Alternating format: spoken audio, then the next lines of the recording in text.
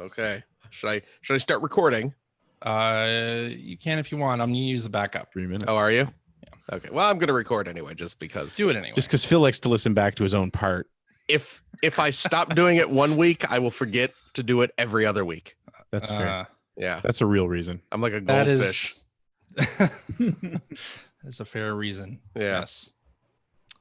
All right. We are live on YouTube. Are we now? That's what it says. Getting a substantial Live to amount of eyeglass glare.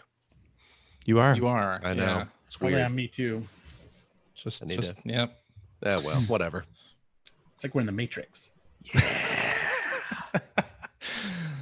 Hello and welcome to episode 694 of the Player One podcast for Tuesday, February 25th, 2020. I'm your host, Chris Johnston, and with me, as always, from Canada is Mr. Greg Seward.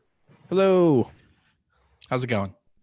Pretty good. It's been a big weekend. It was my boy's birthday this weekend, and I feel like the last time I stopped to think about anything, it was Friday afternoon. So it's nice that the weekend's over, and I missed it. How old is he now? He turned 11. Oh my goodness. Yeah. Wow. Big And what's 1-1. What's worse is my oldest will be a teenager in a couple months. So Yep. You're old. We're all old. All of us. And joining me from the great state of Washington, Mr. Phil Theobald. That's my name. And don't wear it out. I try not to. I appreciate it. But and we have a guest this week as well. You may have heard him on many episodes of Back in My Play, and he's the studio head for Other Ocean and Digital Eclipse, Mr. Mike Micah. Hello. I was just saying before I got on here, I couldn't believe it was 694. I've listened to so many of these podcasts, but imagine that much time. Like, I don't think I've done all 694, but oh my, that's a lot, guys. It's too much, really. We should stop. There's a guy. There's a listener here who actually recent-ishly went back and listened to the entire run again. Wow. Because he hates himself. I mean, throwing it out there, just talking about how my oldest is going to turn 13 soon. She hadn't been born when we started this show. Oh, yeah? So, yeah. She was born live on the show, actually. and Mike, I need to point this out. Mike used to be my boss. It's true.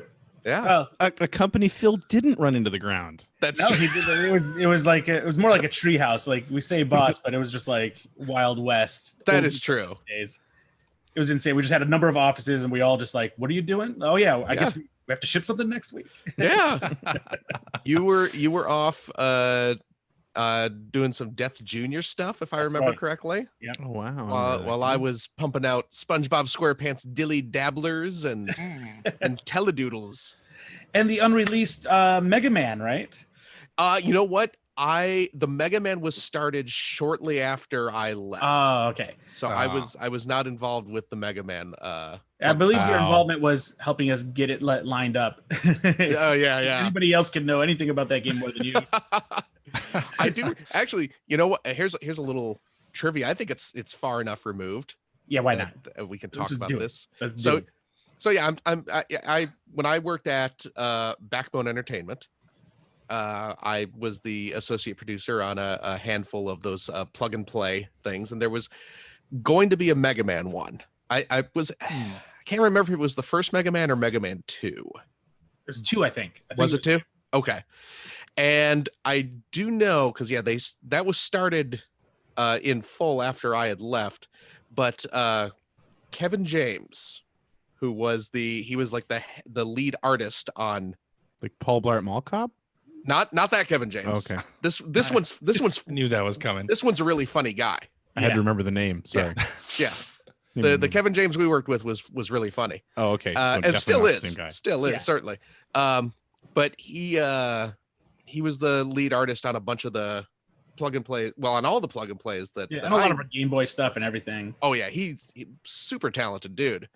And I'm still in touch with him, and certainly after I left, I was still in touch with him. And he was talking about if they were going to do this Mega Man one, he was going to have he was going to put a little cheat code in there that would change the Mega Man sprite into a little Phil sprite. Ah.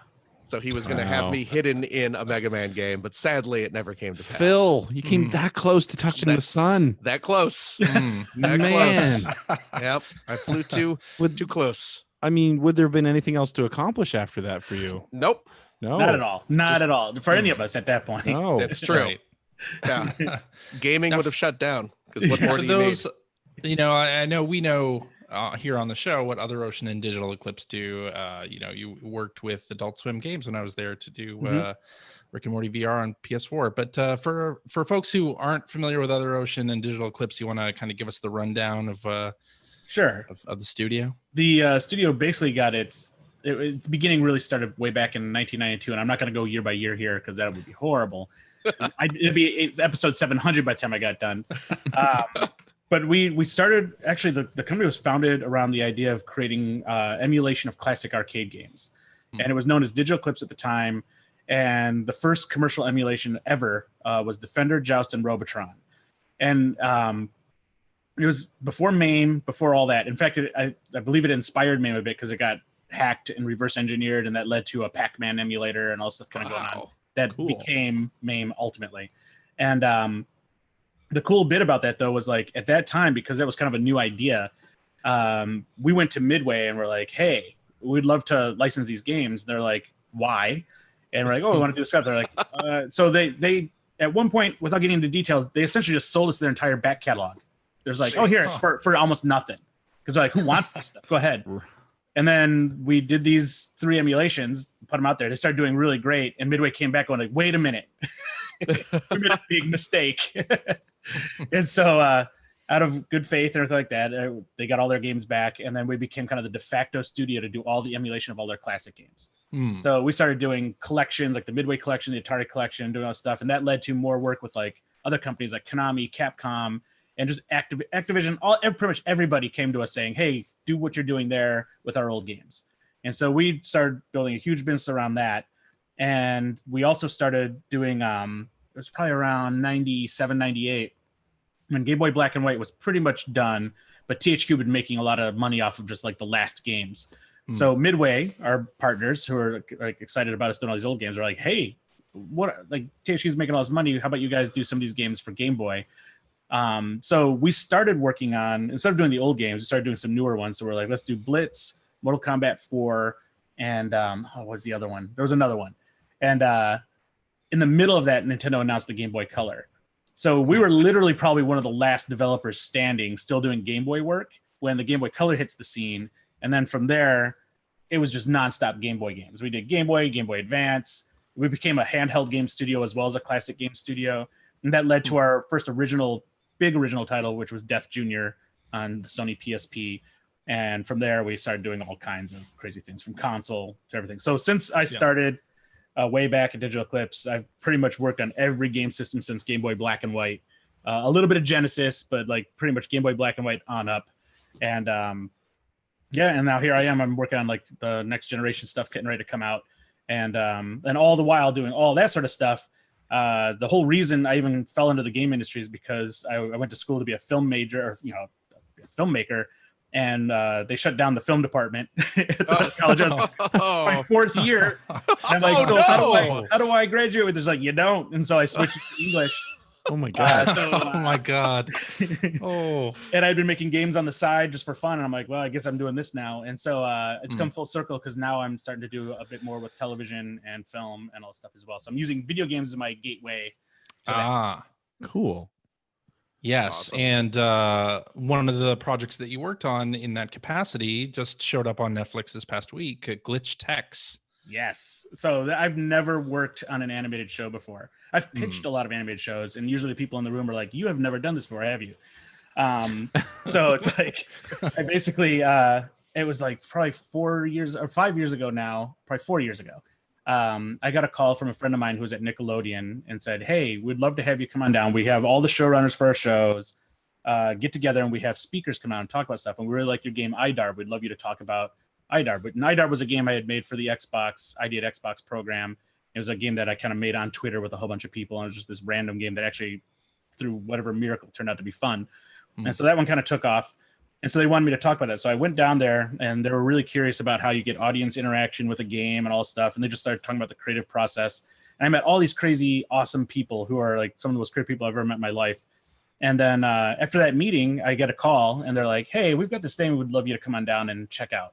And so I go down there, and they had this high concept for a show called Glitch Techs. And it's basically like Ghostbusters meets Men in Black meets video games.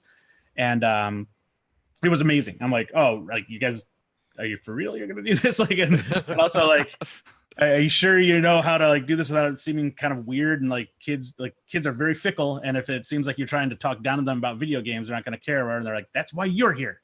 I wanted you to give us the kid talk, or all that kind of stuff. And I essentially, my role turned into being a writing consultant, where I would come in and help them develop the technology, the background to all the technology, and then how that interacts with the characters. And that led to kind of coming up with a lot of the motivation and stuff like that for the characters. And then that led to kind of like, what's the story arc and all stuff. So it was like, they invited me into this situation where they were just already professional and awesome and everything like that, and they let me. I think they could tell I really wanted to do it, so they were kind of like, "Come on in."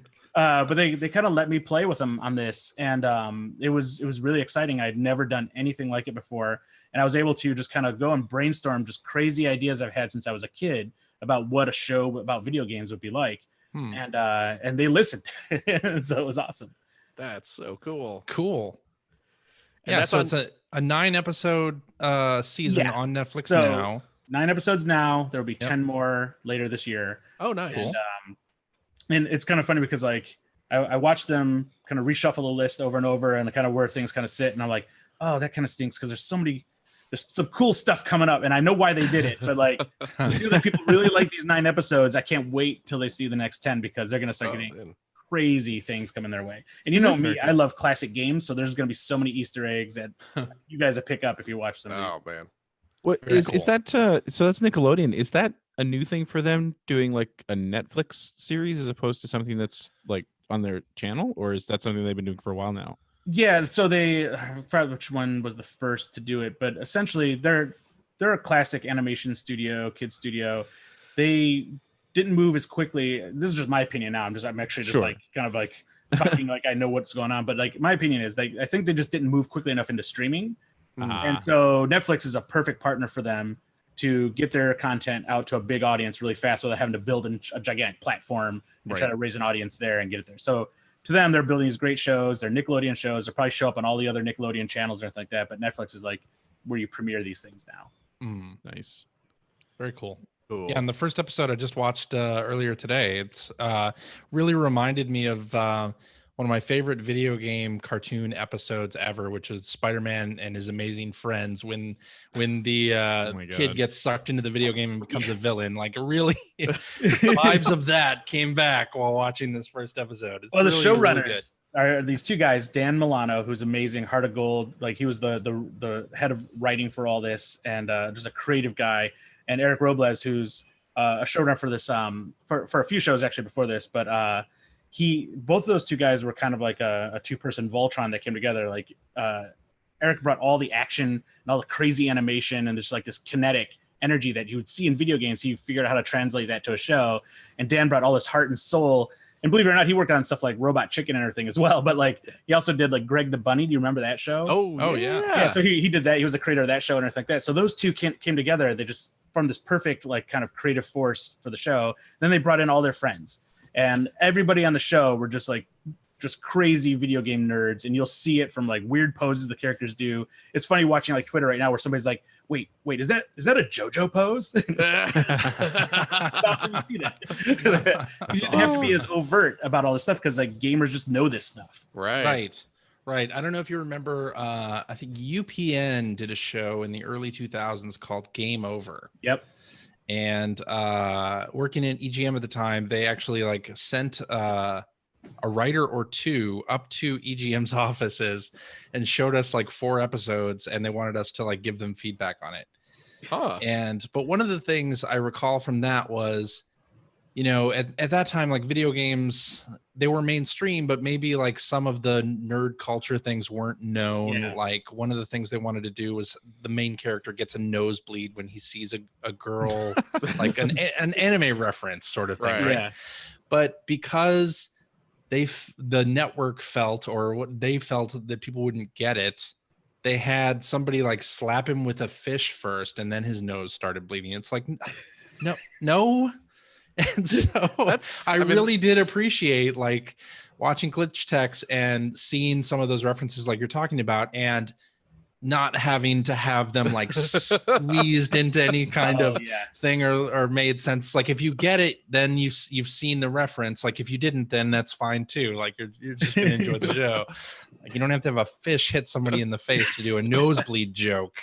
That show was actually very bad. I remember like they just did like it was like the wife was like Lara Croft basically or whatever, and he was like a GTA or pole position racer. I don't remember, it was something like that, and I tried to like that show, but that's all we had. There's no all we had. Things haven't evolved enough yet for people to have like the vocabulary of gaming. That's right. Somewhere I have that on the entire show on DVD. Really? I do.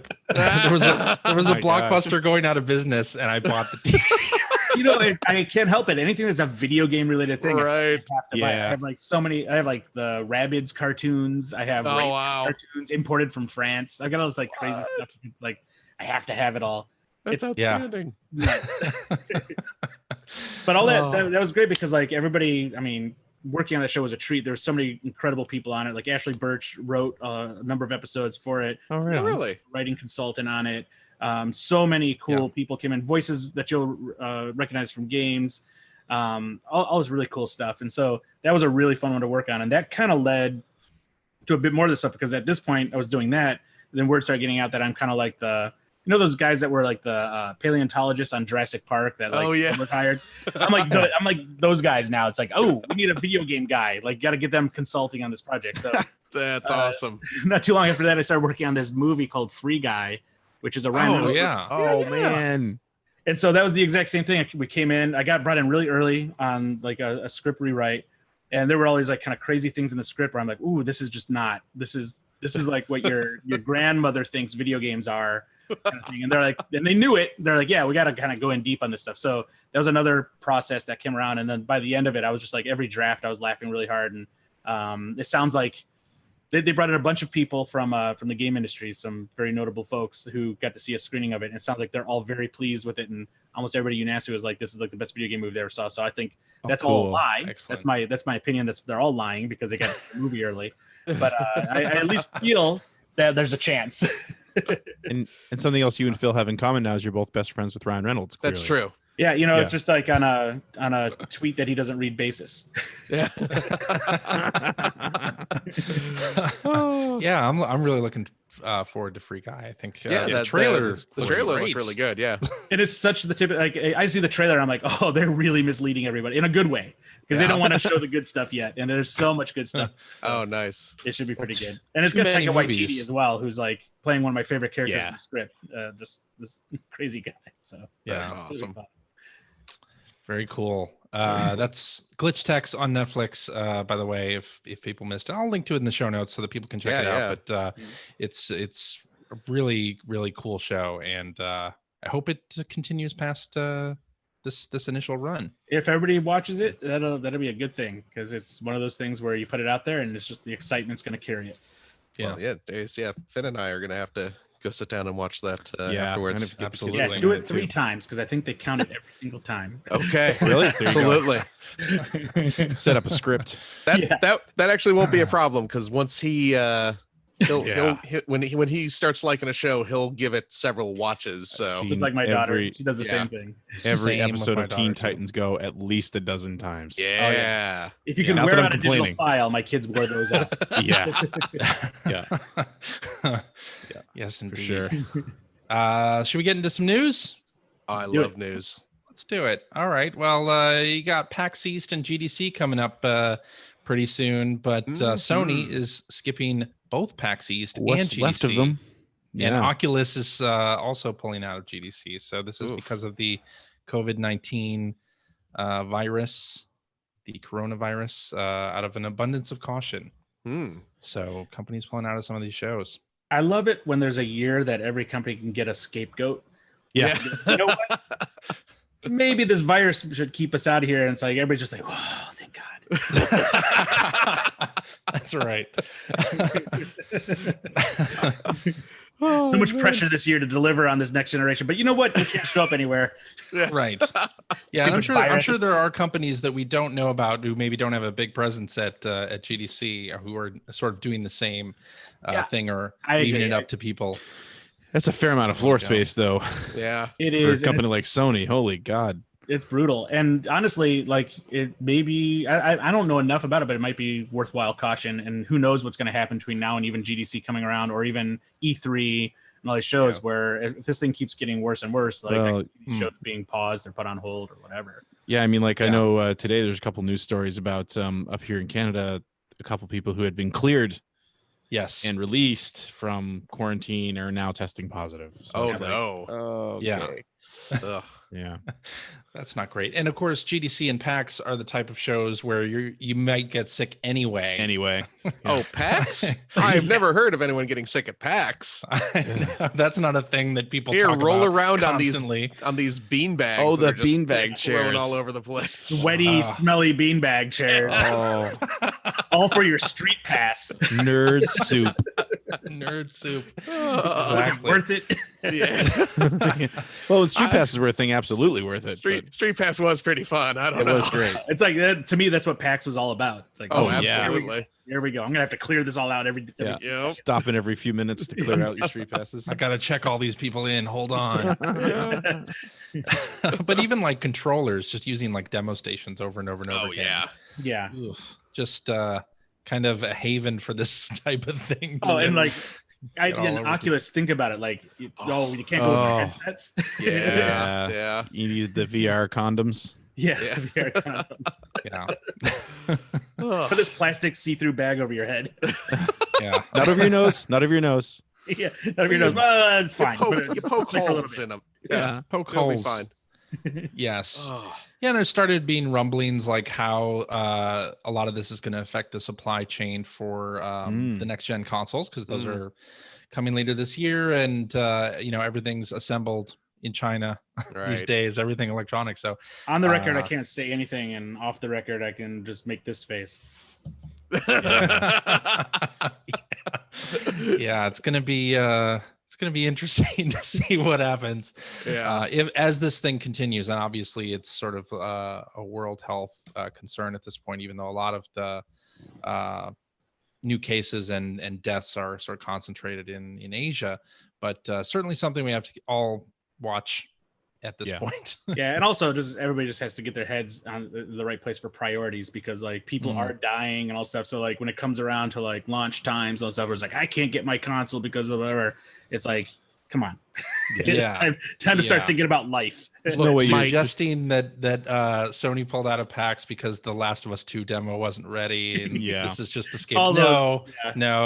I don't know way you you guys finish your PS4 backlog anyway. You guys don't understand how important NAC 3 is. And if I don't get my PS5 NAC 3, yikes. Yes. But in terms of new hardware, let's talk about these new VR controllers that Sony has patented for PSVR. Greg, you? Yeah, well, I mean, you're the one who asked about these. Greg. I don't remember if it's add this to the outline. No, I didn't make you add it to the outline. Yeah, you did.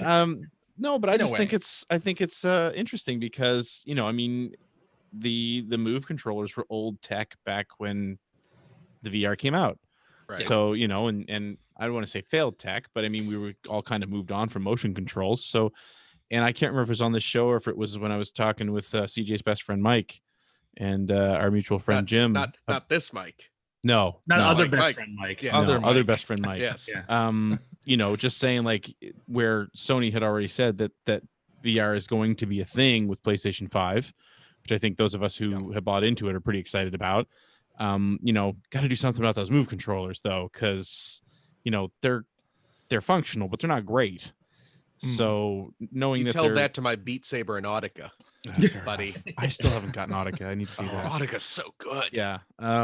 So anyway, I thought it was great to see that. Yes, we are. It's not just lip service. We are 100% behind this. We're releasing some new hardware, or at least in terms of even better the patents. experience. Obviously, Sony hasn't said they're doing that, but fair enough.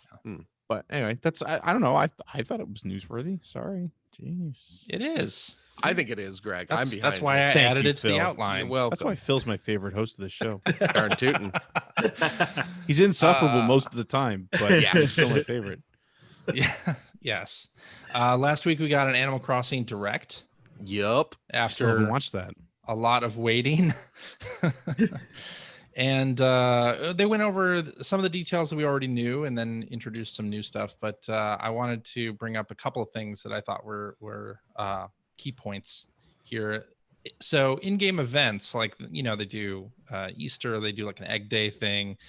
They do like a present, not a present. What do they call? It's like a gift exchange thing. Fake Christmas time. Fake Christmas. Yeah. Just call it Thanksgiving Christmas, thing with a turkey character. But anyway, those things are going to be given to Animal Crossing users as updates to the software, which I thought interesting for them to break it out like that, because I wonder if this is a way to keep people from moving their Nintendo Switch clock forward.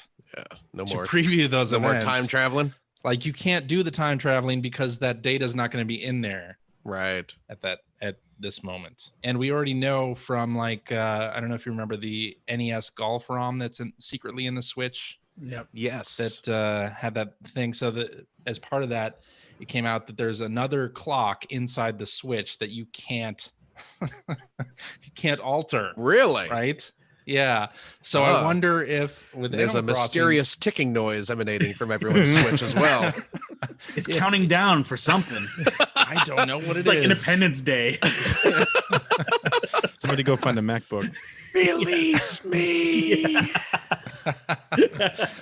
But if there's that secondary clock, yeah, I imagine it'll use that to, you know, try to prevent people from time traveling. But there was a really good point made in a Game Explain video analyzing the Direct, that where they brought up that this could also mean, like, where that the holiday rewards or special things aren't set year after year. Like, they could do a year two where they do a different type of. That was the first thing I thought. New prizes or rewards, and and that's what's great. It's great, and it's also something that's really cool because, like, there's games that might become big on Nintendo that they didn't think about, or indie games or anything like that, and you can put that content into Animal Crossing and so it's gonna be more. It's gonna be like more like South Park, right? They can react to things that are going on in the world more immediately with it. That's true. It kind of turns into a service game without the charges of a service game in a way. Right. And lets them the advantages of it. Yeah, and I wouldn't be upset if they started just doing Nintendo Directs and Animal Crossing. Yeah. I'd be fine with that too. Yeah. Do the machinima of that. Yeah. I think the other thing is too that might give them a chance, and I don't know if they would actually go for this, but Rami Ismail, and I don't know if I said his last name right or not, but he brought something up in Twitter in a thread on Twitter that I thought made perfect sense, which was, you know, also maybe gives them the opportunity to do different special events. You know, I mean, you know, especially Regional. in North America here. Yeah, exactly. Where you can take advantage of special events that other people from other parts of the world might actually be interested in, as opposed to just your analog of Christmas and your analog of Thanksgiving and your, you know what I mean? Like, so yeah, I think. And if Nintendo's not cowards, they're going to put all the special events in all the world versions of the game, because that would be amazing for my kids to see these events. Oh, right? Yeah. Totally. Exactly. It'd be awesome. Exactly. Yes. So I don't know if they'll go that route, but they're leaving the door open to go that route if they want to. Yeah. The other thing is about multiple users. So Animal Crossing New Leaf, the way that it worked on the 3DS was that the first player to load up the game was the mayor of the town. And then if you had a secondary player, like your daughter wanted to play or your wife wanted to play or significant other or whatever, they were just like a secondary shadow character that lived in the same town but didn't get to participate in some of the things in Animal Crossing. Is that how you see city structures? Like the mayor of a city is the only one who matters, system. And everyone else from is Chicago. Like we are all about shadow and corruption. So, CJ's character is running the speakeasy. That's exactly right. But to me, like, the fact that whoever it sounds like anyway, whoever arrives on the island is going to have the same kind of first time user experience where you get a tent and there's no like mayor to the town. For me, that's a huge positive. Playing on a singular system to not have one player be favored for some events and not the others. So. And the word was, and hopefully this is not set in stone, but it sounds like the village, your town is locked to the system, not to the game cart or to the user account, which frustrated a lot of people because there's people who would play on 3DS, but they would put their cart in and play and take their cart out and put it in. So it's like for the first time, Animal Crossing is not going to have where you can just put a different memory card in or whatever on one system. That's right.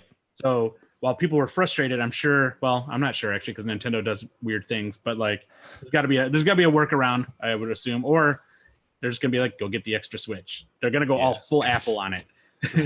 Well, the problem with getting an extra Switch is that the save data for Animal Crossing is locked to that console. It's not going to be you're not going to be able to upload it to the cloud or anything. Yeah, not yet. So you have not yet. Yeah. You actually can't play it on multiple systems, which I know a lot of people are upset about because, of course, Nintendo having the Switch Lite, a lot more people now have multiple machines in their family. But they say that later this year, they're going to have some kind of way to have that uploaded to the cloud in case you lose your system. What I think they are trying to do is prevent people from save scumming or trying to get ahead that way. So, but I'm just excited that all three of my kids will have the chance to play and enjoy the game. Yeah. On the same console. I'm super excited about that because I know I really have a feeling that at least a couple of them, as soon as they turn this thing on, as soon as they see me playing, they're going to want to get into it. Oh yeah. Especially my youngest. It's got her name written all over it. The other thing about that is you can have multiple players. You can have up to 4 people playing on the same system at the same time, and then designate players can switch around who's going to be the leader of the group. That sounds pretty cool. I foresee a fight to the death right here in this room. Oh yeah, definitely. We'll figure that out. It's like playing gauntlet. Like the one person is just trying to rush ahead. And come on. And it allows up to 8 players, so people who have for whatever reason 7 kids in their family and themselves. Good lord. Supporting Octomom. And the Switch version has 8-player online play, so you can have up to 8 people in your town, and there's no need for friend codes. Now you get like a temporary code, like a 5-digit code that you don't have to be friends with people to invite them to your island. You could post that on Twitter and have people come to your island and whatnot. So that's all automatically better than mess up my island system. Yeah, really. What if they mess up your island? I don't want a bunch of randos running around pulling out my flowers and chopping down my trees.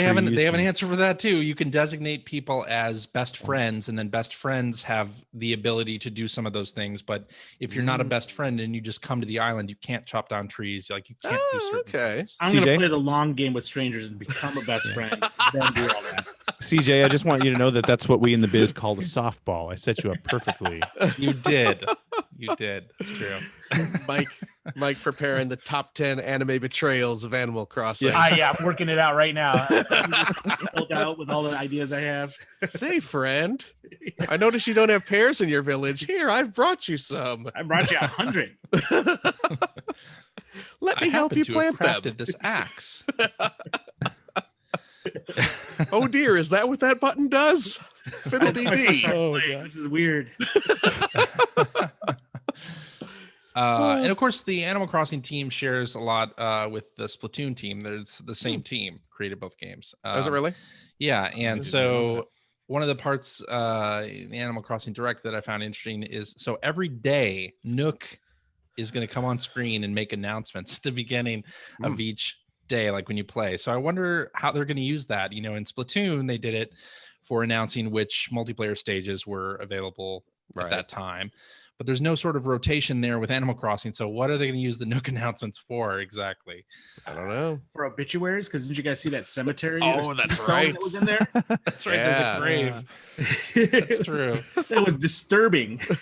Maybe obituaries. I think. I mean, you can Animal Crossing really grows up. You do a few hits, but that's kind of...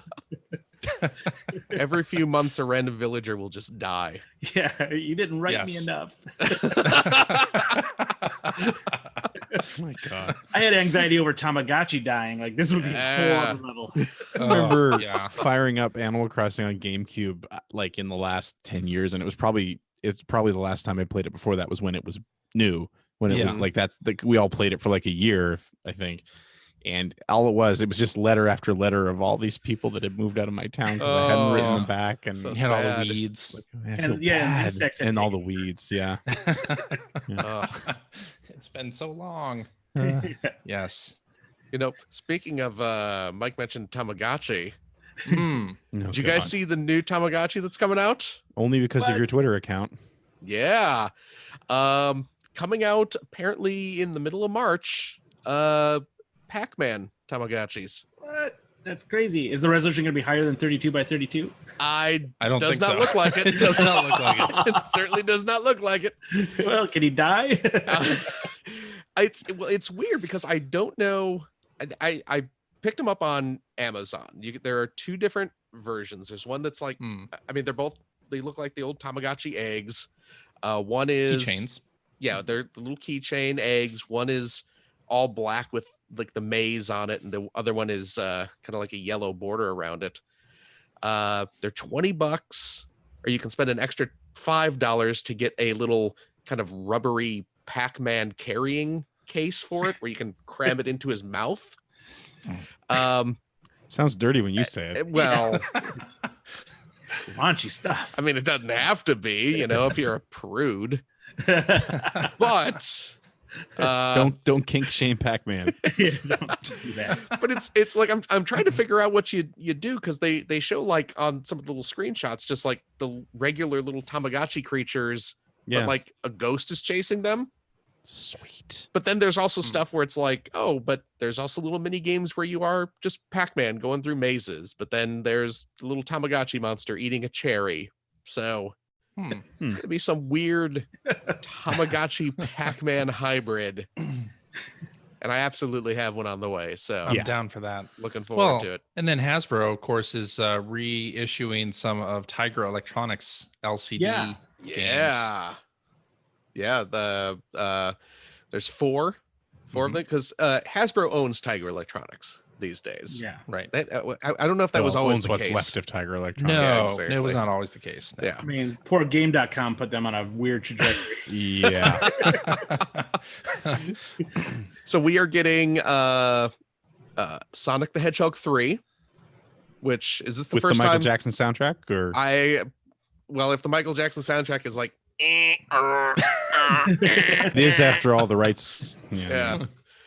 So we're getting the first official Sonic the Hedgehog 3 reissue in a long time, probably. We're getting an X-Men Tiger game. Little Mermaid, I believe, is the Disney one. The classic. Of course. And then the one I am interested in, for the same reason anyone's interested in any of these, because of the license attached to it. But they're doing a Transformers Generation 2. Awesome. So I do have the Transformers one. And they're not touching them. They're pretty much just reissuing them, right? They look exactly the same. Yeah. While everybody else is putting arcade versions of everything in the little handhelds, and they're like, right? Screw it. Yeah. Why mess with a classic? We're not putting Pac-Man in this. Keep it the way it is. I do wish Nintendo would reissue some Game & Watch stuff, though. It'd be so amazing. It'd be amazing. Yes, it would. And they did that Club Nintendo version of Ball, right? Yep. So which I do have. One so I far. miss Club Nintendo. And they did really like that. other letters about how can I get more of them if I'm a club member. Yeah. Really like that dual screen Donkey Kong to come back. Oh man, it's such a great game. Yep. I actually went down the rabbit hole because on Raspberry Pi they have all the like MAME renditions of those handhelds, so you can play all the Game & Watch and like all those games on there. But they look really nice. That you see it has the bezel with the buttons and everything like that, and the buttons move up and down when you press buttons on your controller. Oh wow! And it has the full simulation of the game. So I was playing like Donkey Kong Jr. the other day, and I'm like, this takes me back. For some reason, I like the game like the little handheld version better than the arcade game. The Game & Watch Donkey Kong Jr. is one of the few Game & Watch games that I can actually sit down and play for an extended period of time. Exactly. It is a load of fun. I don't know how they did it. Yeah, that particular one is great. So. I'm sure Miyamoto probably didn't have much to do with it, but I always say it's the Miyamoto magic. Yes, Oh, indeed. man. Should we get on to what you've been playing? Let's do it. Sure. Let's do that. Greg, you want to kick us off? Well, I'm going to start off actually with a little what you've been watching. Went to see the Sonic movie today. Oh. Yeah. It was not bad. It wasn't Really? great, I don't think, but it was not bad. Okay. Some nice Easter eggs in there for sort of old school Sonic fans. Although I have to say, and I'm sure it's in there somewhere, but I spent most of the movie trying to catch a glimpse of a Genesis somewhere. Oh, really? Or even a reference to like a Genesis controller, which I really, because at one point, I don't know who's seen it or who hasn't it, but Robotnik has controls on his gloves. Like he has buttons actually on the palms of his gloves. Power glove? At very, you just see it very fleeting glimpse of it. I'm like, oh wait, was that like an A, B, and C button? But no, it wasn't. But yeah, I mean, overall, it was good. They really went hard on the buddy cop sort of setup, which I think worked for the most part. But overall, I think they did a good job with, I think what would have been a difficult thing to do, which is to bring Sonic onto Earth and not make it weird and creepy like they did with Sonic 06. Like Sega has done themselves, right? Yeah. They're like, okay, we got in their meeting, a creative meeting, like, do we have bestiality or not? Yeah. Where do we go with right at the top of the whiteboard? Yeah. This is going to set the tone for the whole movie. This one thing.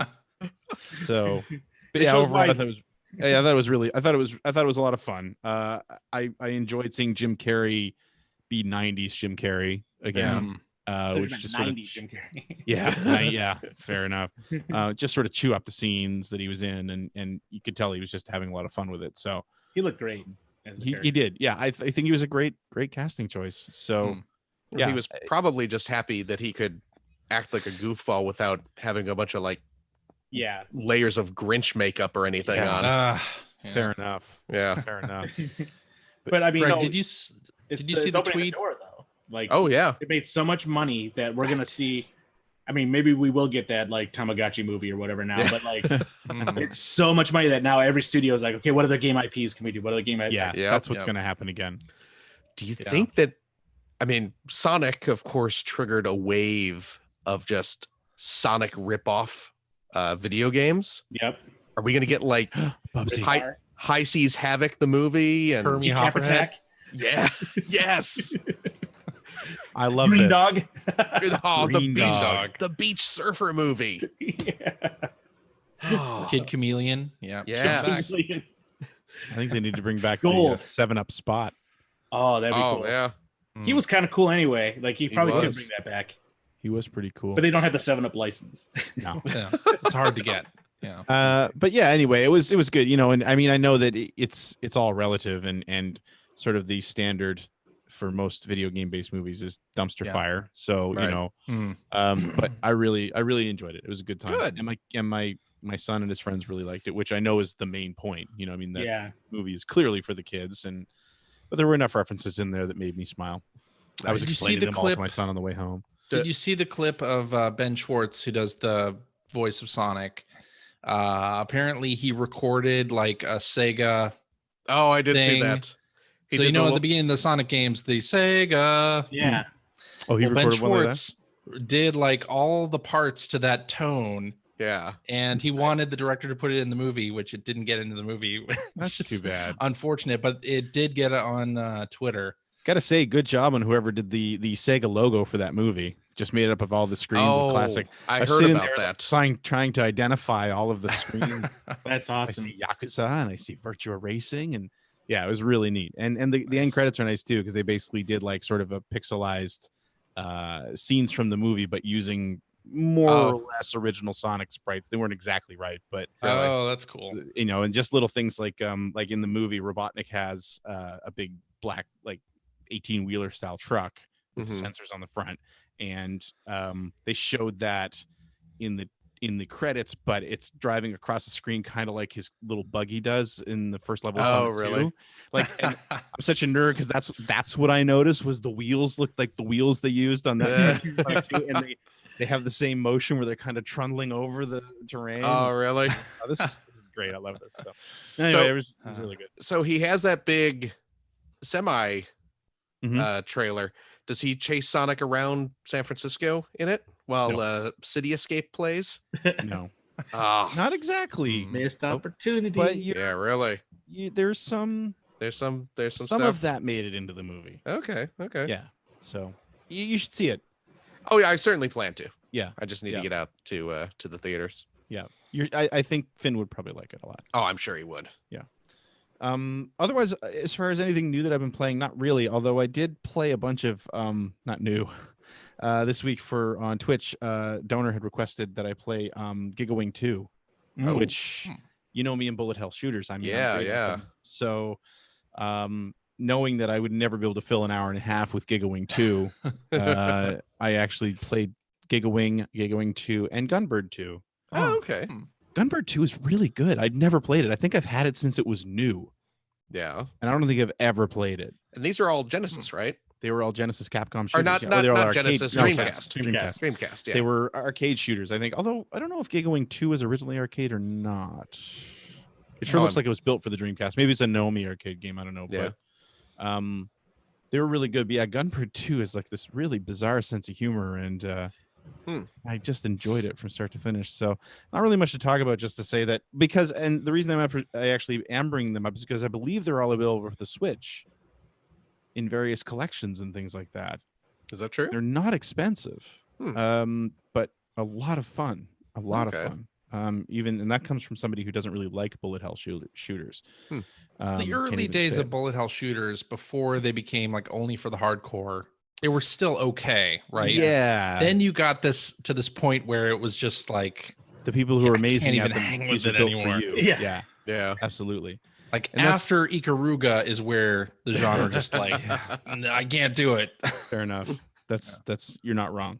And that was the era for that as well, because Ikaruga was a Dreamcast shooter as well, right? So yeah. But yeah, that's really all that I've been playing in any major way this week, and just wanted to call it out because I believe you can get them all on the Switch, and of course you can play them in Tate mode.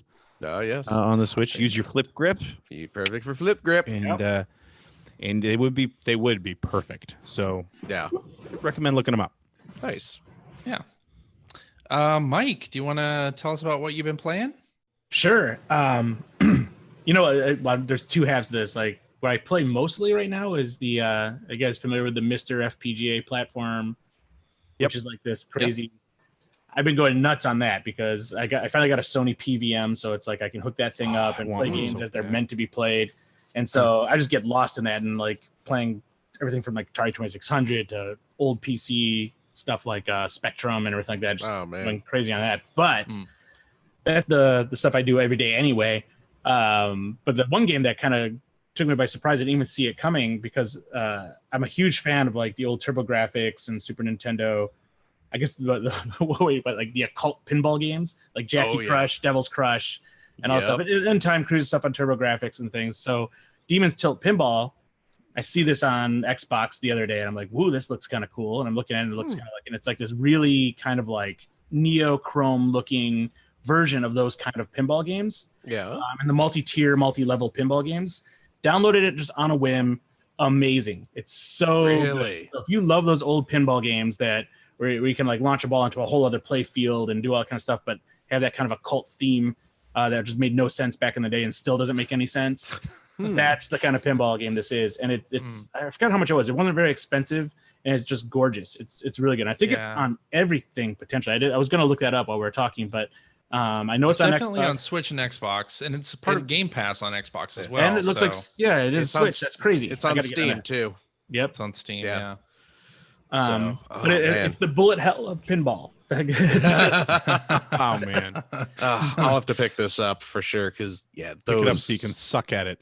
Yeah, well, yes, and I say that being the exact same way. I love playing video pinball games. I'm terrible at them. Me too. Here. I'm terrible, but this one, like, I love getting my ass kicked in it because it's like, it's so awesome. It's so good. Yeah, I'll pick this up. That's great. Yeah, it's out on Switch on Game Pass, and nice. A little bit of everything. Was that it? All you've been playing? That's it. Otherwise, right. I'm playing the games I'm making, which is iDarb 2 and other stuff. So Nice. All right.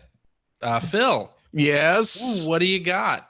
Oh man. Well, let's see here. Wait a second. I see something on the list here that I thought wasn't going to happen until like May. Oh. Yep. I did indeed pick up Sega Ages Sonic the Hedgehog 2. That wasn't what I meant. I thought. it seemed like it was going there. Yeah. But I picked that up. Oh, okay. So it's Sonic 2. So glad the Sega Ages games are still happening. Yeah. I really it's thought great. they weren't. What was the other one? I think Puyo Puyo 2 came out. Puyo 2, which is I'm actually really excited for because I'm terrible at Puyo Puyo. Yeah. But from what I've played of Puyo Puyo 2, it's a much better balanced game Really? than the original. Yeah. So I'm excited for that. I skipped Puyo Puyo 2 just because I have tried and I've tried and I've tried. And man, Puyo Puyo just does not click with me. If you have a chance to try Puyo Puyo 2, I just don't know. give it a shot. I mean, it seems like everything I would love. I love fallen block puzzle games. I love the cute little anime aesthetics of it, but jelly. Yeah, it's adorable looking, but something about the combo system, just my brain doesn't connect with it. Did you get it? You didn't get a Japanese Mega Drive Mini, did you? I did not. Okay, because that is on the Genesis version. Is on the Mini. Okay, the Japanese Mini. That's where I've played it, and it is. And I agree with you, Phil. Same thing. I love falling block puzzles. Puyo Puyo is I've never been able to get into it, and there's just something about it. I don't know why. 2 is balanced completely differently and really much more fun to play. Okay. Which one? Mean Bean Machine is based on the first one. Yeah. Yes, Mean Bean Machine is the first one. Okay. Yep. And you can switch the region on the US Sega Genesis Mini if you want. Yes. Okay. Oh man, see, that's pretty cool. What CJ was talking about was his thing he didn't expect to happen for a while. Was I finished Jedi Fallen Order? Ooh. Yes, I had popped it in, played it for a couple hours the other evening, and then the next day I went back into it and kind of got on a roll, and then you were done. Just very quickly, like the end game really does kind of sneak up on you. It's like because there's a lot of back and forth. There's like 4 or 5 planets you're sort of bouncing between. And as it's kind of Metroid style because you get new force powers and that opens up stuff back on the other planets and things like that. And then eventually you get to a point where it's like, the bad guys are here on this planet. Go to this new planet now, and you go there, and it's kind of a straight line to the end game. And I don't want to say what happens at the end game because some cool stuff happens. But I ended up finishing it, which I was shocked because I really did, given the rate of how slowly I play games. I was really expecting to, like, 2 days before Last of Us comes out, trying to, I got to get this one done. Yeah. Or else I never will. But here we are. And I had a blast with it. I really enjoyed it. It's buggy as heck. There was a moment in the game where I was playing it the other day where you're on like an ice planet. Not Hoth. Not Hoth. Another ice planet. You're on not Hoth. You're it's not Boba Fett. Yeah, exactly. Ilum, I believe Ilum is the not Hoth ice planet. ILM, but they just spelled it different. Exactly. Sounds made up. Yeah. And at one part you're walking, and it's a scripted sequence where you're on this kind of narrow icy path, and the path crumbles and you're supposed to fall down into a lake, a little pond reservoir of water or something, and then you swim out and you continue on your way.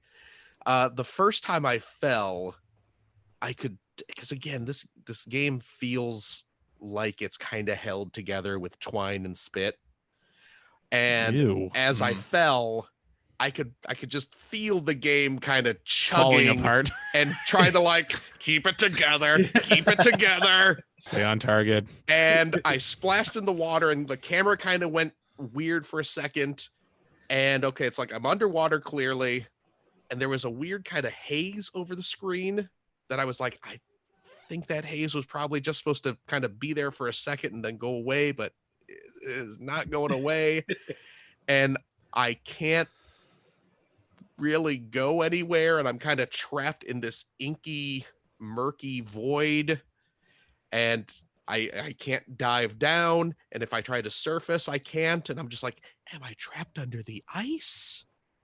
Am I supposed to, is something supposed to happen? And after a minute of kind of messing around with it, I hop online to see if anyone else had this problem. And sure enough, loads of people are like, yeah, I fell in the water and got stuck, and I tried resetting and it didn't work. And then I tried playing it the next day and it worked. So I'm just like, okay. So I ended up exiting out of the game, starting it up again, and like go through the little sequence leading to me falling. And just as I did, I started kind of tapping the surface button like super crazy. And again, the camera's kind of like, nope. It really wants you to get locked up. Really did. But luckily I was able to kind of like power through it and kind of like, and again, it doesn't really feel like I did it the way it was supposed to be, but I kind of like forced my way through the coating and popped out of the water. And I was like, yeah, we're just going to go. I'm just going to go. How brilliant would it have been though if just an achievement unlocked when you did that? It's like they recognized it was I did the force bug avoidance. Yeah. So this is why we're firing our QA avoidance. But I mean, other than that, and there was a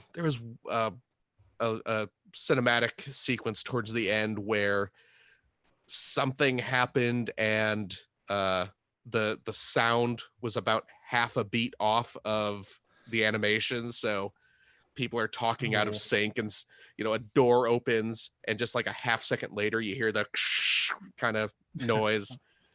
But little technical issues aside, I still had fun with it. It's a fun story, and it's I'm killing dudes with lightsabers and force pushing people off cliffs and stuff. So what you want.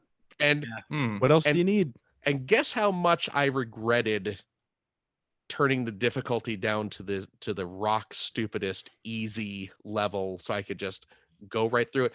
Greg, you seem to be making a big goose egg with your fingers there. Oh yeah, sorry, a big goose egg. Yeah. A big sphincter of nothingness, and that is exactly. Did not mind at all.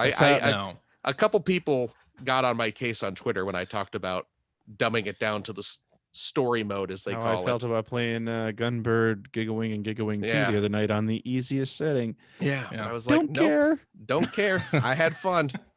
That's what it is. Don't get all ninja on me with the importance of losing. Yeah. See, you didn't learn anything, clearly. Yeah. I'll sneak this in too, just because I forgot to put it on the list. I did break down and pick up the US version of the Kuniokun collection. Oh, did that come out? It did come out. It is US title is Double Dragon and Kuniokun Retro Brawler Bundle. Which is that's a mouthful. It certainly is. And I've talked about importing the Japanese one a while ago, but this is the US version. There's 18 games in this collection. The Kuniokun series, of course, is the series that spawned River City Ransom and Super Dodgeball. But this has they're all NES and Famicom games on this collection. You have the 3 Double Dragon games, and then you have like I'm sure all of the Kuniokun games. And like a dozen Kuniokun Super games. Dodgeball, River City Ransom, Renegade, Crash and the Boys. Yep. And it's cool too because you have the US versions of the game. So you get like River City Ransom and Crash and the Boys Street Challenge and Super Dodgeball. But then you have the Japanese versions of those as well. And it's awesome. Like the game we know is Renegade on the NES. It's like a kind of side-scrolling brawler where you're it's all like kind of stereotypical 80s street punks. That was, I believe, the first Kuniokun game over in Japan, where it's the same game but just it looks completely different. It's like Mhm. they reskinned it when they brought it here.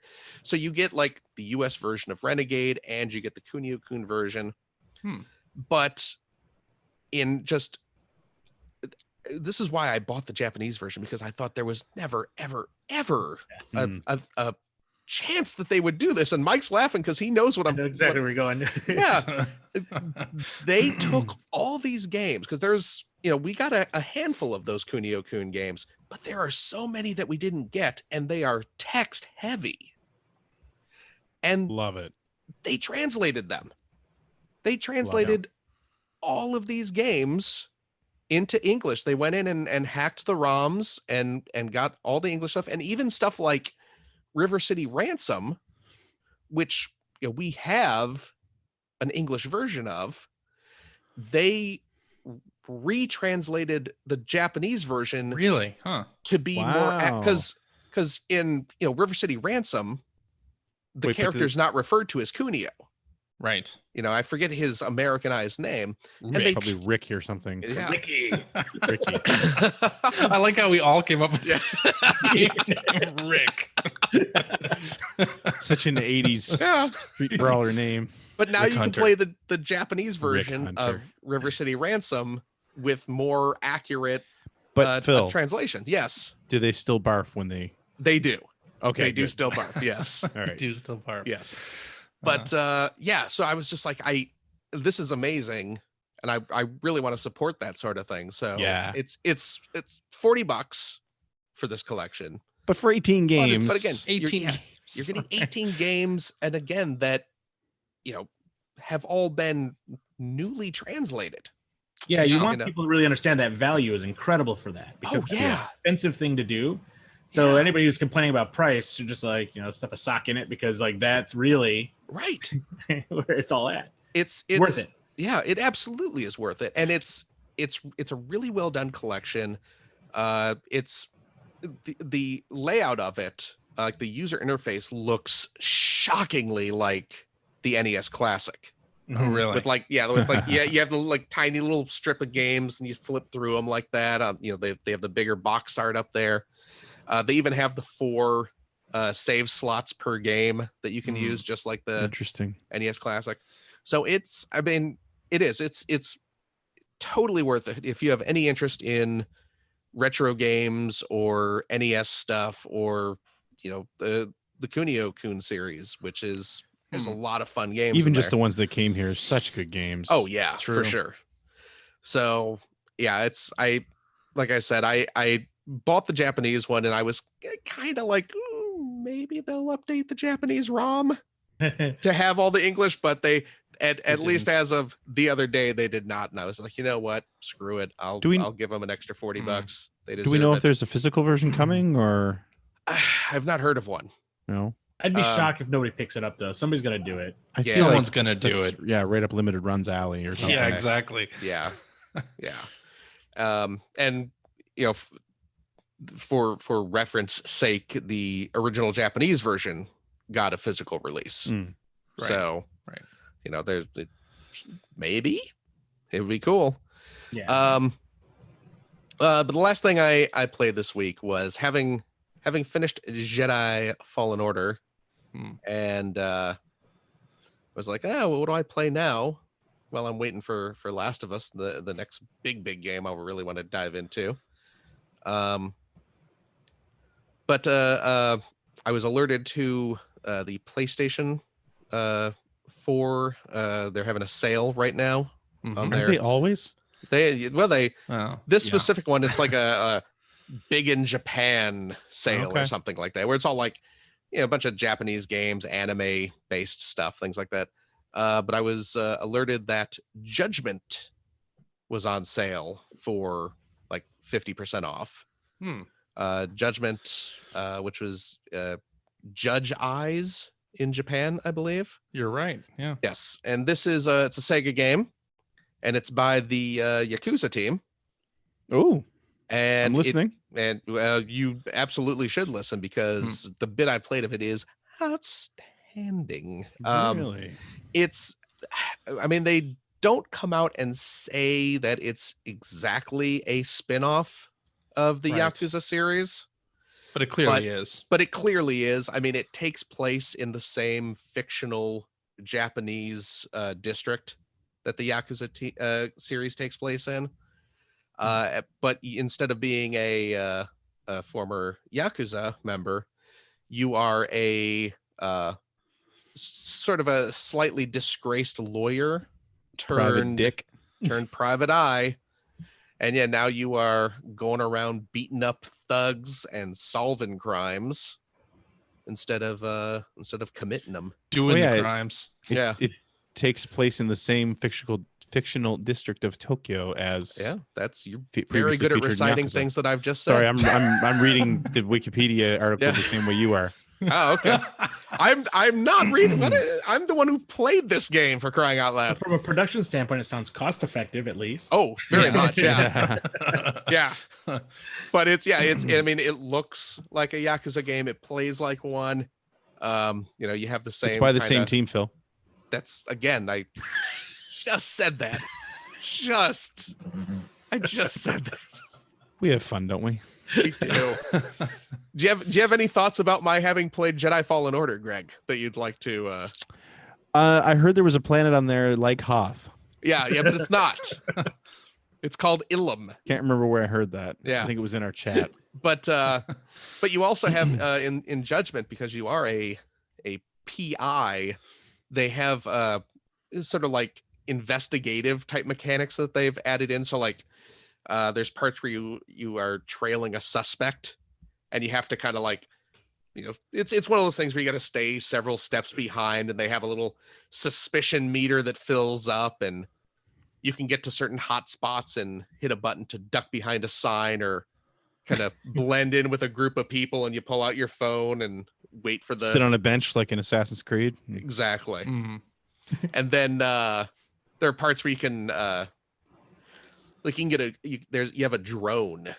One of your partner flies around a drone, and you can, you bust out your phone and you can tap into the drone's camera, and you can kind of position it and zoom in and investigate, looking for clues that give you an excuse to rush in and start beating the crap out of some dude. So it is super, super fun. So it's on sale now? It is on sale as we speak. Yeah. Right. Yeah, it's normally like it's like a $60 game, but it's on sale right now for about $30.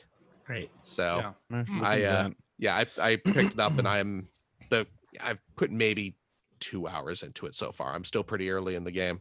And if it's anything like the Yakuza games, I have another 100 hours to go. Yeah, okay. But it's a ton of fun. So if you like the Yakuza games, oh yeah, Yakuza fans rejoice.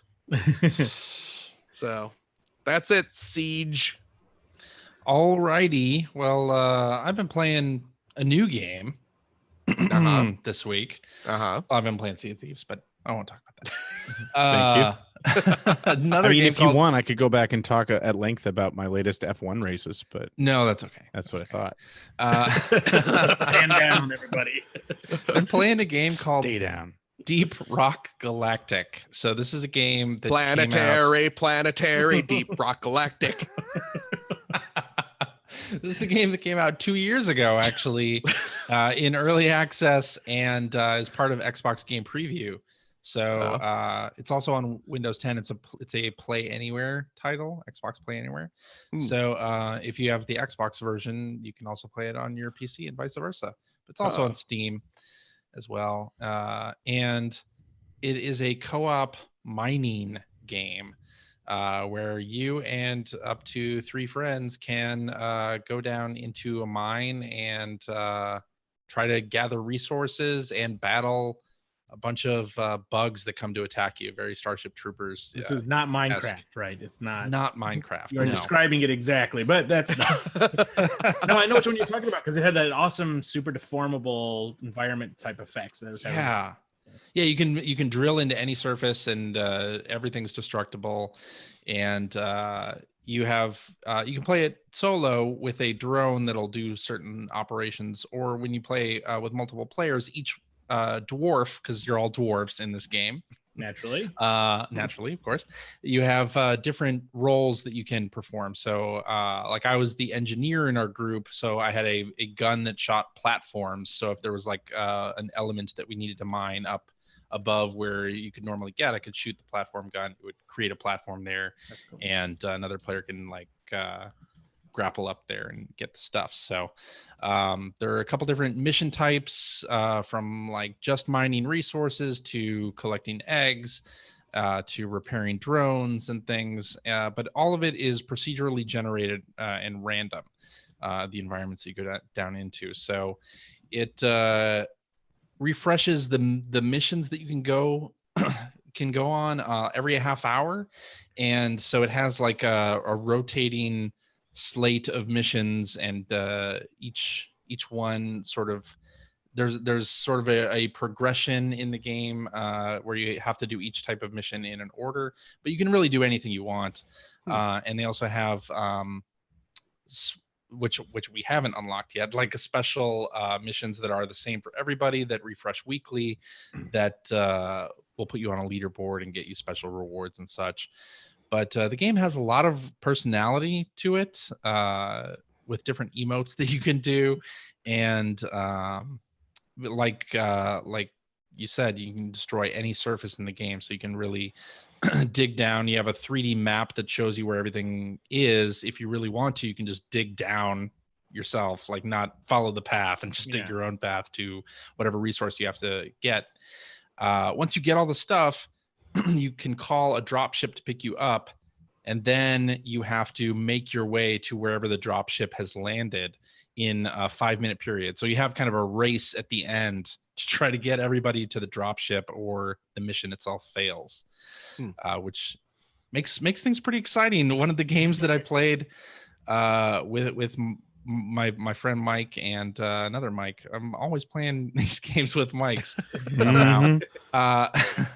have this mission where you can have a supply drop come down halfway through if you're out of ammo or out of supplies, but we had already done that, and we were against the wall, like had no resources to call another drop ships or call another supply drop. So we had to go back to the drop ship with nothing, with like no ammunition, all these bugs after us. It was crazy. And also we got there with like a minute to spare. It was absolutely intense and crazy. But a really fun game, and it's on Xbox Game Preview, which means that you can play it for like an hour and a half, 2 hours without buying it. Awesome. This is an early access game. So, but I did end up buying it, and having a lot of fun with it. Cool. Nice. Yeah. Very good. People should check it out if they're looking for like a co-op game, kind of. It's sort of Minecrafty, but also like the shooter elements, and it's just really, really fun. CJ. Yeah. What was that? It's like a live service game. They're updating it all the time with new stuff. It's great. CJ's not done talking. Giving us the hard sell here. Yeah, I know. Thank goodness. I love it when games like this game came out 2 years ago. 2 hours ago. 2 hours ago. No, not 2 hours ago. 2 years ago. And it's still getting frequent content updates, and for free. No, nothing paid. So okay. Love that. How much are you getting to plug this game? Nothing. Yeah. Nothing at all. Yeah, nothing at all. Nothing at all. Yeah. What I was going to ask you, CJ? What's that? What was the name of that rogue-like Zelda-y game you were talking about? Sparklight. Okay. Yes. Okay. I'm gonna put that on my to-do list, because you do love your Rogue Legacy. Don't tell me what I like. Mm-hmm. Damn. How dare you? Wow. What is it? Spark-like? Or Spark L-I-T-E. Sparklight. Sparklight. Yes. You can always check the show notes for the episode that we did previously. I will link to. Why bother when I'm right here? So much shade being thrown all over. Because I typed in Sparklight, and I was like, this probably isn't the argon analyzer for glass, which is no. That's what Sparklight is, apparently.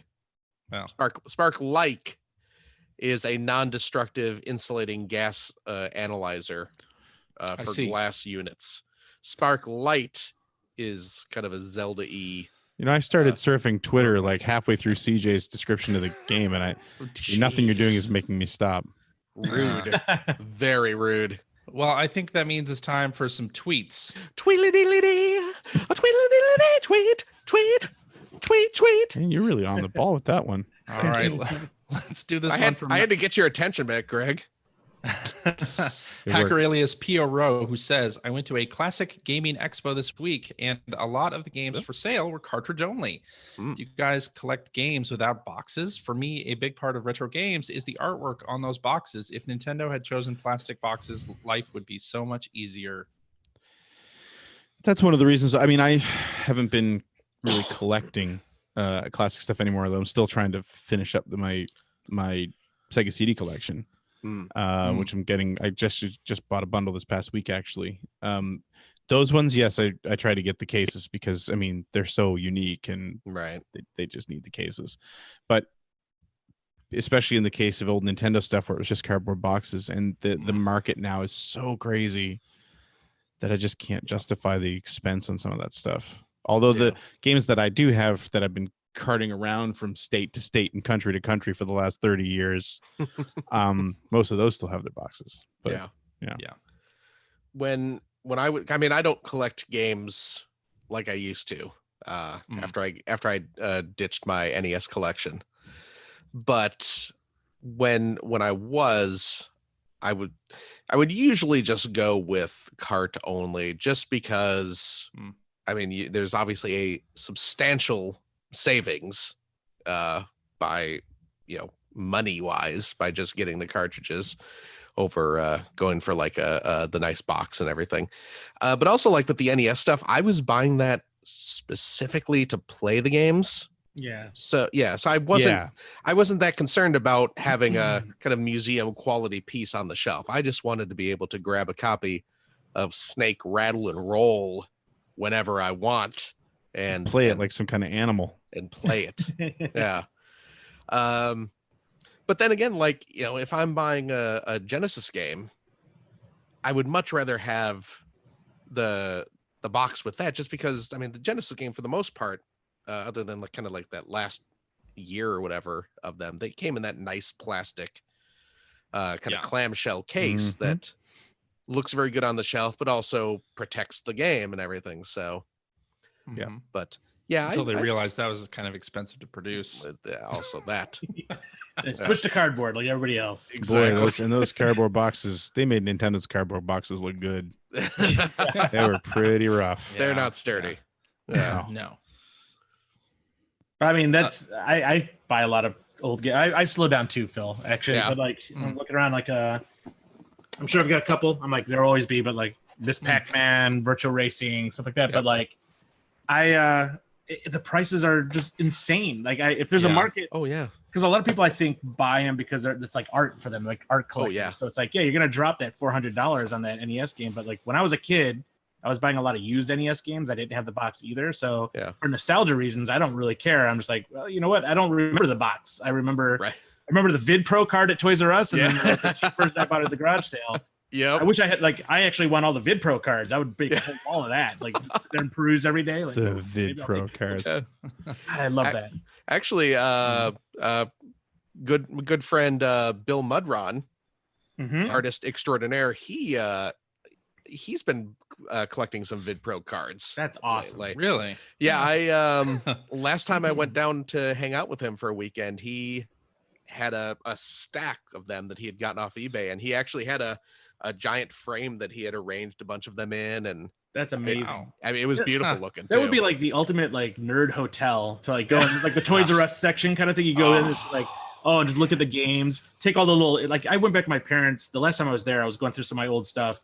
In one box was like a stack of Star Fox tags. Whoa. Like maybe you take the little tag out. And I'm looking at it, I'm like, I know why I did it, because I didn't want anybody else to get it until I saved up my money. So I've got a pile of that. I'll give them to Bill so he can match it up to the Vid Pro, and then we'll recreate that. I used to do that too. I would, if there was game you wanted but you didn't have the money, just swipe one of those cards. I would take all those, and then I would always go check the cage. Like, are they all still there? Oh yeah, they're all over there in that corner. Like no one's gonna buy them. Oh my god, they don't know they exist. That's amazing. Of course, the employees at the store don't care enough to actually check. Yeah, they're just kind of like, whatever. It goes on sale because it's not moving. Yeah. Yeah. Now I work with a guy, Steve, who's my boss at work, and I used to work with him over at Nintendo Power.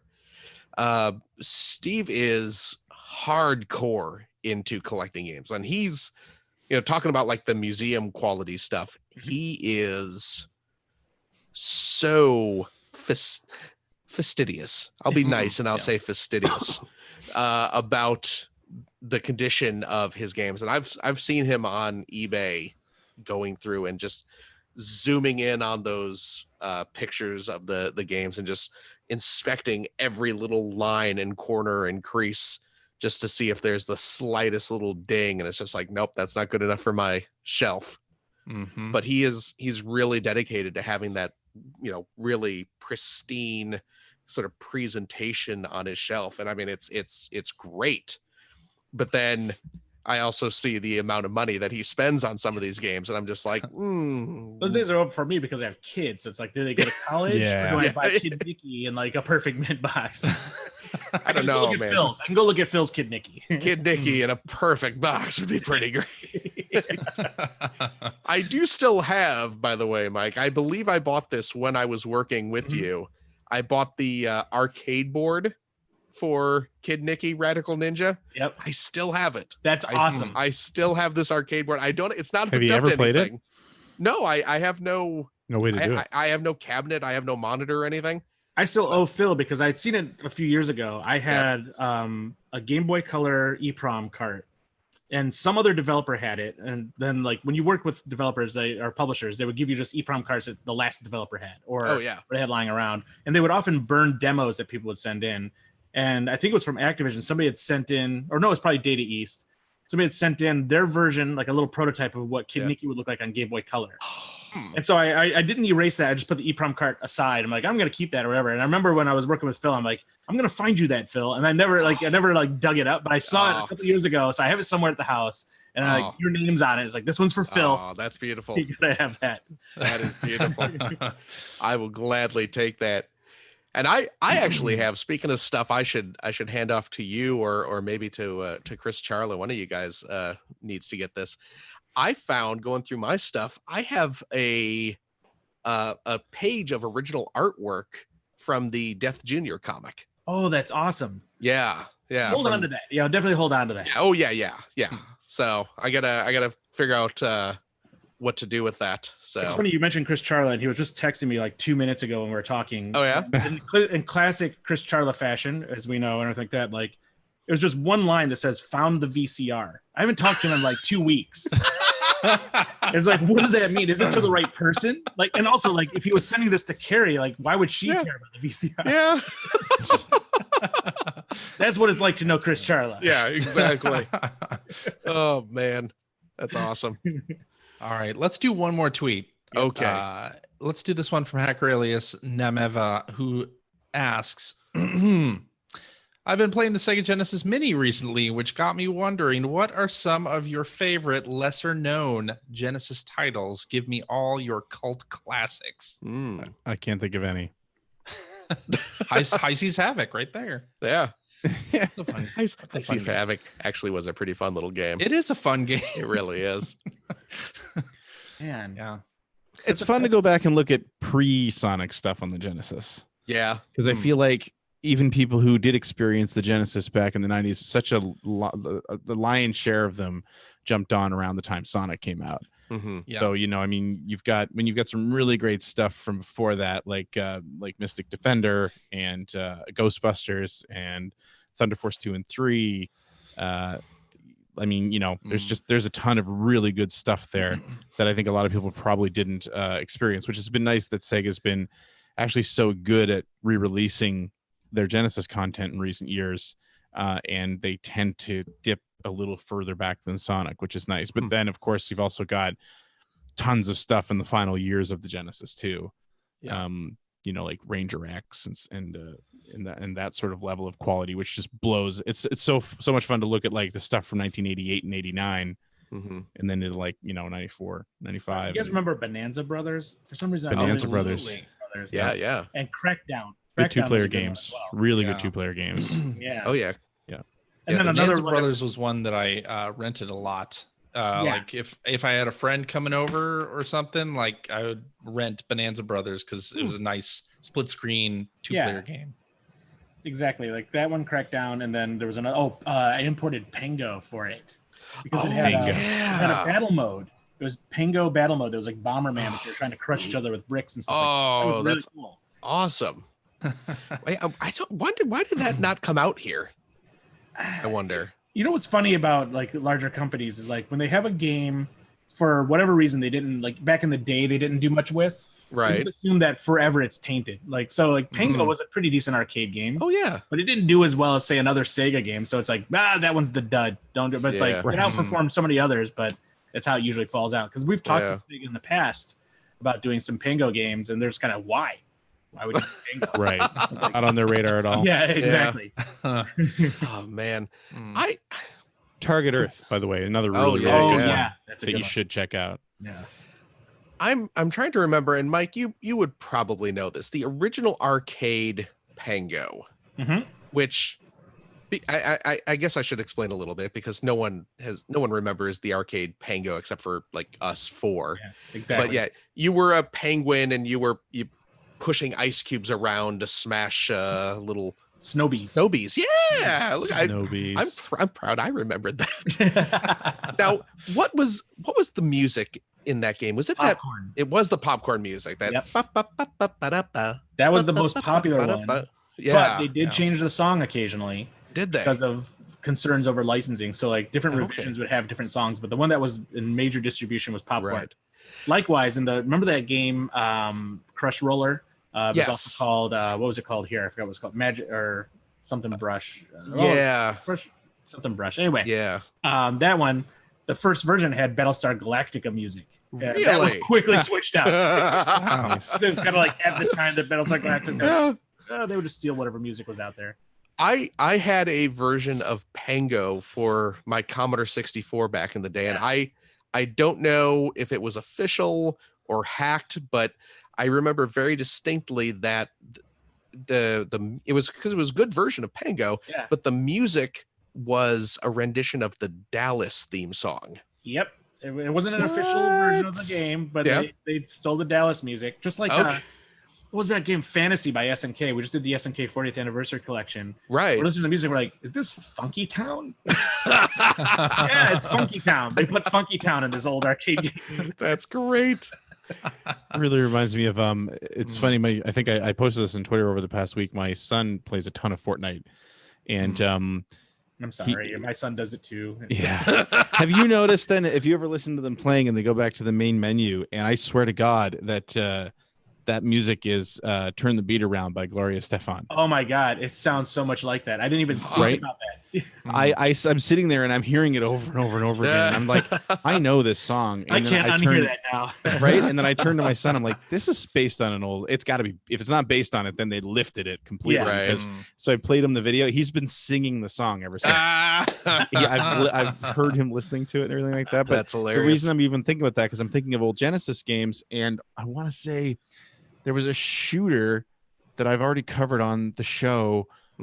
Maybe it wasn't Whip Rush.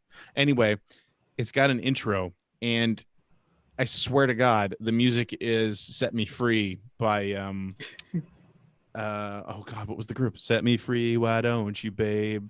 Get out my life, why don't Diana Ross? Is that Diana Ross? Pointer Sisters? No, that's not Pointer Sisters. Anyway, I gotta find a clip of it and play it, because if you know that going into it, that's all you'll hear. I don't know what sent me down this path, but I just noticed funny. Like it's so funny because we've done all these collections. We had to switch out music. Like Frogger has all these issues because of like some popular like bedtime song and everything that was in there. But a lot of the reason it is because they didn't really have musicians. They just had programmers who could translate notes. So they just get sheet music and just transcribe it, because they're like, oh, here's a song, and they just put it in or whatever. It sounds good enough. That was the Supremes, by the way. Supremes, thank you. Yeah. Was Diana Ross in the Supremes? I do not remember. For some reason, I think she was. But anyway. You know what? Speaking of old, obscure Genesis games, I will always go to bat, just to mix my sports metaphors, for zany golf. Oh, hell yeah. Will Harvey's Zany Golf. Will Harvey's Zany Golf. Although the Genesis version is pretty hard to play sometimes. Is not, because it was originally for like an Apple II GS game, and there was like Amiga. an Amiga, and they ported it to the Genesis, and the Genesis version it's rough. Third Electronic Arts game ever released on the Genesis. After what, Budokan? Budokan and Populous. Okay. But mostly the frame rate is the issue, right? Yeah, the frame rate is the problem. Frame rate is real bad. That's where I'm going to do a little plug on that Mr. FPGA. You can overclock the CPU. Oh, really? See, that would make that supremely playable. I'm playing I can play that at like 30 to 60 frames a second. You can also play Super Nintendo games that way, so you can play Super FX games at high frame rates. Oh wow, CJ! But they play proper speed but high frame rate. That's play some awesome. Stunt Race, CJ. Back to Stunt Race FX. Stunt Race is one of the greatest Super Nintendo games ever made. Oh, geez. Hands down. It's so good. And that's our show for the evening. Thanks for listening. And I'm also while I'm plugging Zany Golf, the soundtrack, because Will Harvey Zany Golf, the soundtrack by Douglas Fulton, who also did the music for The Immortal. The Immortal's another great game, by the way, that you should absolutely play on the Genesis. Yes, it is. Yeah. But Zany Golf's soundtrack is it's one of my favorite video game soundtracks of all time. I could see that. Yeah, every song in that game is just so catchy and hummable and upbeat. It is so good. I love it. I'm sifting. Harvey ported Marble Madness as well, I believe, right? I At least on the think Amiga. so. At least on the Amiga he did. I don't know if he did. Did Yeah, I don't know if he did the Genesis one or not. I'm sifting through my Generation 16 playlist here, trying to just look for other games and thinking of another game that would be very easy to miss, but you should absolutely check out is Space Invaders 91. Oh, that's incredible. Right? Yeah, you play it and you don't expect it. You just expect it's a Space Invaders port, and it's not. Huh. They actually had some real fun with the whole setup, and it's worth checking out. That's the one with the cow mutilation bonus stages, right? I don't remember that, but you're probably right. They have boss fights. They have all stuff and crazy weapons like the time stop weapon and all that. Yes, exactly. And you're not just on flat land. A lot of the times you'll actually be going over like terrain. So you actually, when you roll over that, you shoot in different angles. And there's two of them. Yeah, really changes it up. There's two Space Invaders games that came out around that time, and they both do crazy things like that. Yeah, and it was like the beginning of all that. Which, just to throw something else out there, because like that was awesome how they went into like Space Invaders Extreme and all stuff later. But then 10 years before that, Namco on the X68000 did Galaxian 2, which is like, you play it today, it's like what the future is going to be for shooters. It's crazy. Really? It's got this techno soundtrack going. It's got like bullet hell stuff going on and crazy graphic design visuals that like predate all those games that are like that now by at least 10 years. Wow. Anyways, just throwing it out there because I just played that this week and I should have said that in our What Did You Play? Another one that not to miss on the Genesis is Rainbow Islands Extra. Oh yeah, that's a good follow up to Bubble Bobble. Yeah. Excellent game. Yeah, it's a great port. Yeah. Oh man, I could go on all night, but I'm not going to. But yeah, I think that's a good start. Good place to stop. Right? I think Sounds so. good. Why not? Good episode. Yeah. I mean, you're the host. Yeah. Indeed. You're kind of in charge when it comes to stopping. True. Alrighty, and that is our show for this week. Thank you very much for listening. If you have a question for us or would like to comment on something you heard, you can direct that to @P1 Podcast on the Twitters, or you can go to our internet website at player1podcast.com. There you'll find all kinds of stuff. Our contact information for 1, Generation 16 episodes for 2. Did I say how long the script? You did went? over an hour. Over an hour. Yeah. Oh my. Yeah. It's gonna be a big episode. Yeah. But I'm really excited. You will find show notes and links to everything that we talked about on this episode. You'll also find a link to our Discord server where you can discuss this episode with us and our other listeners. If you'd like to subscribe to the Player One Podcast, you can do so by visiting player1podcast.com or by loading up your favorite podcast listening application. You can like us on Facebook. We're on Spotify. We're on Stitcher. You can watch us live most weeks on the youtubes.com/P1 Podcast. Follow our Twitter account, friends.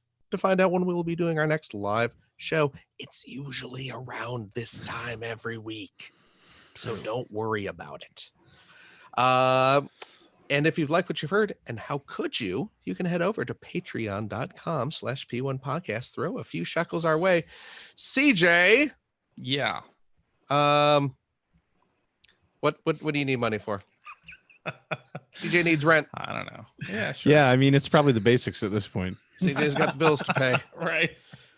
So give early, give often. No, I kid about the embezzling, of course. That's right. Your Patreon dollars do, of No, course. CJ doesn't try to hide it at all. No, he's very bad at this sort of thing. But it does keep our lights on. It helps us pay for this Zoom thing so we can actually do the show live every week. And of course, Patreon friends at the $5 tier do gain access to a special weekly bonus show. Cheap. Cheap. Still throwing it in there. Phil doesn't give me the openings anymore. So we're adapting. Yeah, cheap. for the last It's 3 cheap. months. Yeah, well, I'm bad at this. But we have fun. We play games, Crack wise. trivia contests and challenges. We crack wise, all the fun stuff that you expect from a podcast, but now you get to pay for it. That's right. Who wouldn't like that? Mm-hmm. Mm-hmm. So please join us for that. And if you have a couple bucks left over, head over to generation-16.com where you will find the Patreon link to help support Greg Stewart's outstanding. And it is outstanding. I say that. I do that dramatic pause and I say that, and it is outstanding, like I'm really considering it. And I say it every week, so clearly I'm not. But it is outstanding. It's really quite good web series about North America's favorite runner-up, the Sega Genesis. Thank you, Phil. Which of course has some fantastic games Like that Pango. we were just like Pango. Like Pango. Yeah. I haven't covered Pango yet. Man. But I have covered Rainbow Islands and Space Invaders 91. And if you support that show to the tune of $5 per episode, not per month, I will irresponsibly put my camera on while I'm driving home from work every week and record my thoughts. Such a bad idea. You also get commentary on what's happening in the traffic around me, so I am paying attention. Clearly, Greg's thoughts are one day going to be, "Oh, good Lord." I hope a cop doesn't see my camera on. Yeah. And no, I'm rear-ending a school bus or something. That's what it's going to be. That would never happen. Don't do All that. the school buses are off the road by the time I go home. Oh my goodness, I worry about you, Greg. That's it. I appreciate that you worry about me. Yeah, well, Also cheap. Like that's Greg referring to his life. That's why he's driving around recording podcasts while he's driving. CJ, Yeah. thank you so much. Thank you, Phil. For all This. All this. Yeah. Whatever this is. Gregory, Yo. thank you as well. Thank you, Philip. And of course, big ol' super special extra thanks to our special guest, our dear friend, master of games, Mike Micah. Oh, thank you guys for being actually here. having me be on here. This is awesome. Yes. I'm really happy to have you. Yeah. Thanks for coming on, and I'm looking forward to watching the show and all this stuff. So I'd love to hear what you think, and especially what Finn thinks. Let me know. yeah. Oh yeah. We'll and tell him to be tough. He can just tell me it's garbage. That's perfectly fine. Tell it like it is. Yeah, tell it like it is. I know he will. This isn't quite as good as regular show, Dad. I don't know. No Loud House. Yeah. Oh man. He hasn't watched Loud House. He hasn't watched Loud House. Okay. He loves Adventure Time. Yep. He loves regular show. He loves Steven Universe. Apple and Onion? Teen Titans. Apple and Onion? I haven't. Oh, you should check that one out. What is that on? Good question. I just YouTube TV it or whatever. So okay. It's one of those stations, probably Cartoon Network or something like that. But Richard Ayoade does one of the voices. I'm sold. Yeah, it's amazing. He's a fan. Okay, I'll check that one out. And let's remember, as you mentioned, the show is called Glitch Techs. Glitch Techs on Netflix. On Netflix, premiered 2 days ago. Cool. Okay, Go check it out. Definitely giving that a watch. Like, if not tonight, then for a show tomorrow. So awesome. Very cool, man. And of course, thank you to all our wonderful, wonderful listeners. You are fantastic. We love each and every single one of you. Especially you. Especially whoever I just pointed at. Yeah, you pointed at me, Greg. I'm watching it right here on my screen. I thought he pointed at me. Especially you. Sorry, Mike. No, he meant me. God. He meant me. He meant me. Always have to ruin it, Phil. We made it almost all the way through, and you had to ruin it. That's what I do. We'll see all y'all next week. Goodbye, everybody. Bye.